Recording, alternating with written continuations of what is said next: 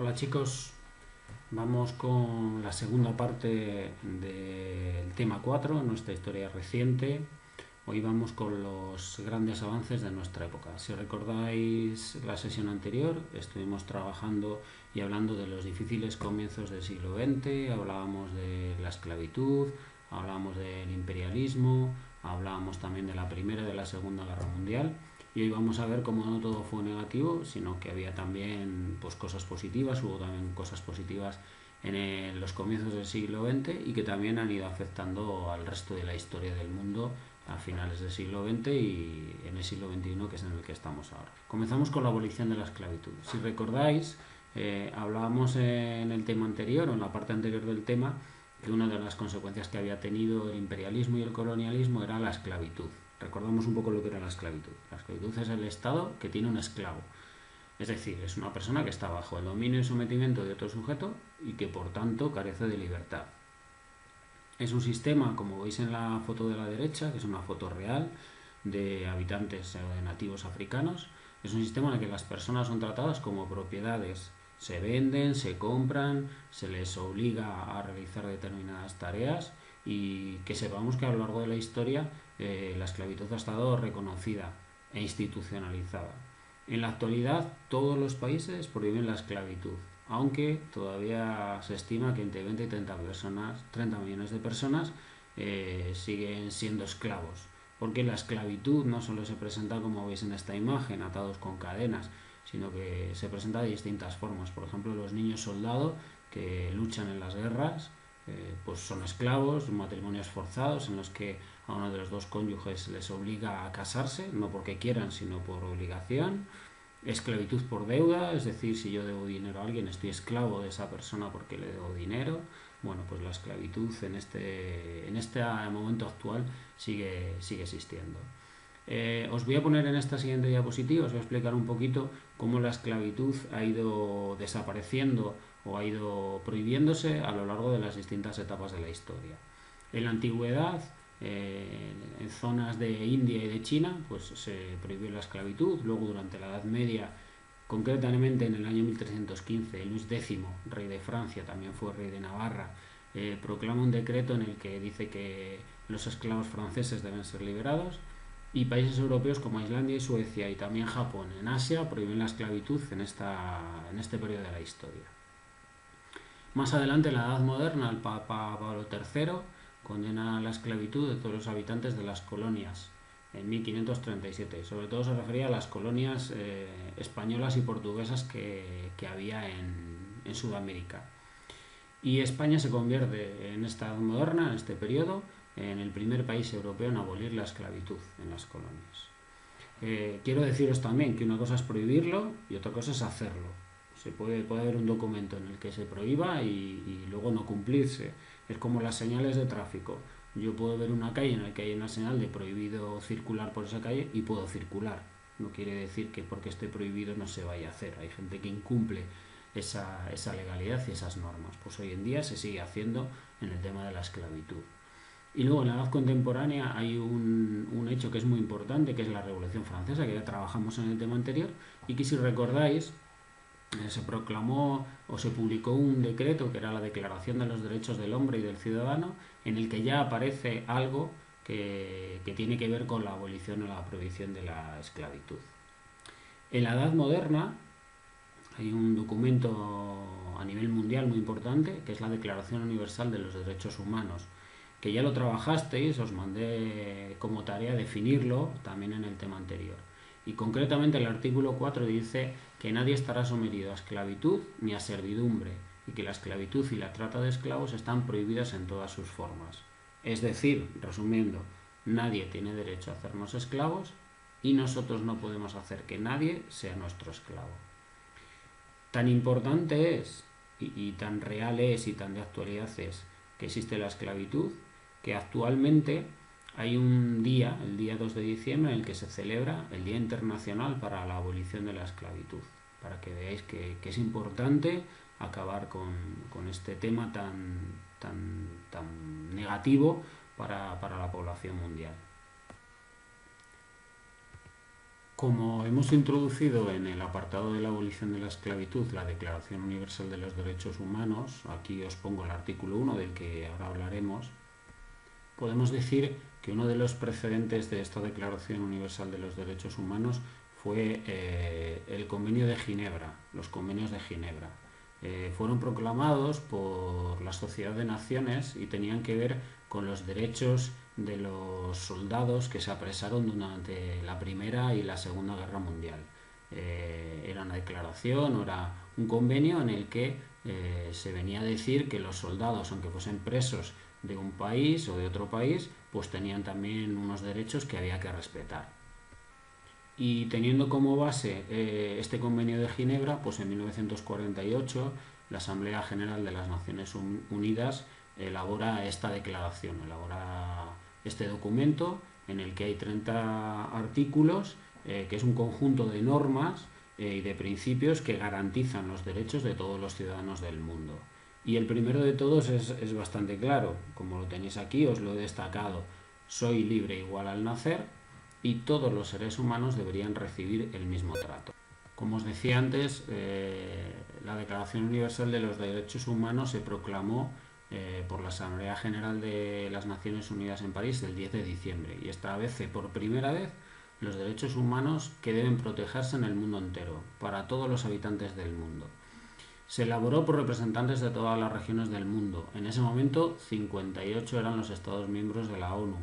Realmente no estaban todos los países del mundo, pero esos 58 países que pertenecían a la ONU en ese momento representaban a todas las regiones del mundo, a todos los continentes. En esta declaración se recogen los 30 artículos de los derechos humanos que se consideran básicos y fundamentales que han de respetarse. Y su precedente, como hemos dicho antes, es la Declaración de los Derechos del Hombre y del Ciudadano de 1789, que se derivó de la Revolución Francesa. Aquí debajo os dejo un enlace por si queréis ir al documento completo de la Declaración de los Derechos Humanos. El artículo 2 de la Declaración de los Derechos Humanos viene un poco a complementar el artículo anterior. El artículo anterior nos decía que todos nacemos iguales. Pues el artículo 2 viene a decir que como todos nacemos iguales, todas las personas tenemos los mismos derechos y las mismas libertades que están en esta declaración, independientemente de nuestra raza, de nuestro color, de nuestro sexo, de nuestro idioma, de nuestra religión. Es decir, que no se hará distinción ninguna entre unas personas y otras. Todos tenemos los mismos derechos porque todos hemos nacido iguales. Y después aquí os dejo un pequeño resumen de a qué hace referencia cada uno de los grupos de artículos. Como veis, hay 5 grupos. El primer grupo de artículos va del 3 al 11 y recogen los derechos de la persona. Del artículo 12 al 17 recogen los derechos de la persona en relación con las personas con las que viven, es decir, con la comunidad. Los artículos del 18 al 21 recogen los derechos de pensamiento, de conciencia, de religión, es decir, de lo que cada uno piensa personalmente. Los artículos del 22 al 27 recogen los derechos que tienen que ver con la economía, con la sociedad y con la cultura, a los que también tenemos acceso y tenemos derecho, o deberíamos tener derecho igual todas las personas. Y los 2 últimos artículos, o los 3 últimos artículos, el 28, el 29 y el 30, recogen las condiciones y también los límites con los que estos derechos deben de ejercerse. Aquí en esta siguiente diapositiva os dejo una infografía en la que están los 30 artículos, así con unos iconos que un poco vienen a explicar o vienen a darnos pistas sobre cada uno de esos 30 artículos, a qué es a lo que se refieren cada uno de ellos. Otro de los avances de nuestra época fue el sufragio universal. El sufragio universal es el derecho a voto que tiene toda la población adulta de un país o de un estado, sin excluir a los ciudadanos por sus condiciones, es decir, de sexo, situación social, procedencia, etc. Que, como veis, tiene mucho que ver también con la Declaración de los Derechos Humanos y con el artículo 1 y con el artículo 2. Cuando hablamos del sufragio universal, que por supuesto que es uno de los pilares de los países con regímenes democráticos, siempre pensamos en que el sufragio universal se consiguió porque sobre todo hacía referencia a que las mujeres no podían votar. Pero hubo un momento de la historia en el que no solo eran las mujeres las que no podían votar, sino que tampoco podían votar los hombres y solo podían votar aquellos que pertenecían a una determinada clase social. Ese tipo de sufragio se llamaba el sufragio censitario y entonces se limitaba el voto a las personas que eran más poderosas, que tenían las rentas más elevadas o que eran de una clase social más alta. Como podéis comprender, ese tipo de votaciones o ese tipo de democracia, entre comillas, no era real, porque las personas que votaban realmente a los que querían votar eran a los partidos o las personas que les iban a beneficiar a ellos.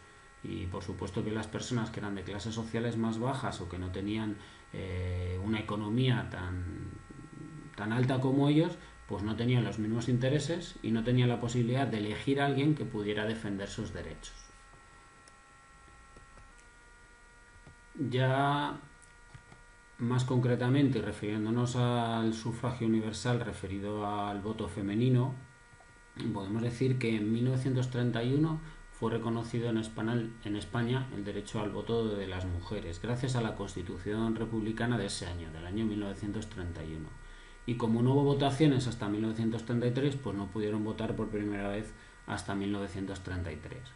¿Qué ocurrió? Que después hubo una dictadura que impidió la continuidad de este derecho para las mujeres y solo pudieron volver a votar en 1936.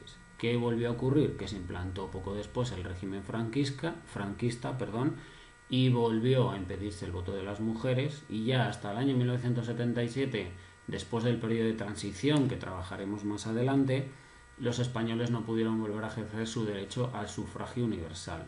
Como veis en la foto de la parte inferior derecha, hay unas largas colas para ir a votar, en la que hay hombres, mujeres, personas de toda edad, mayores de edad por supuesto, porque fueron las primeras elecciones, digamos, libres que hubo en nuestro país, y por lo tanto para aquellas personas fue muy importante poder ejercer su derecho al voto y poder elegir a las personas que pensaban que mejor las iba a representar y que mejor iban a defender los intereses de nuestro país, de España.